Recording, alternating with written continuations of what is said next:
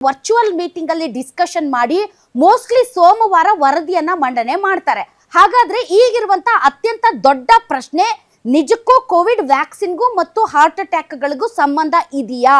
Covid vaccine ಹಾಕಿಸಿಕೊಂಡವರಿಗೆ ಹೆಚ್ಚು ಹೃದಯಾಘಾತಗಳು ಆಗ್ತಾ ಇದೆಯಾ ಅನ್ನೋದಕ್ಕೆ ಸಂಬಂಧಪಟ್ಟಂತೆ ಈಗ ಒಂದು ಕ್ಲಾರಿಟಿ ಸಿಕ್ಕಿದೆ.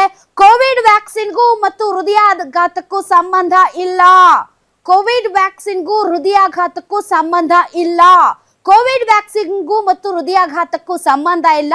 ಆದರೆ ಕೋವಿಡ್ಗೂ ಮತ್ತು ಹೃದಯಾಘಾತಕ್ಕೂ ಸಂಬಂಧ ಇರಬಹುದು ಅನ್ನುವಂತ ಪ್ರಾಥಮಿಕ ವರದಿ ಬಂದಿದೆ. ಕೋವಿಡ್ ಲಸಿಕೆಗೂ ಹೃದಯಾಘಾತಕ್ಕೂ ಸಂಬಂಧ ಇಲ್ಲ, ಆದ್ರೆ ಕೋವಿಡ್ಗೂ ಮತ್ತು ಹೃದಯಾಘಾತಕ್ಕೂ ಸಂಬಂಧ ಇರಬಹುದು.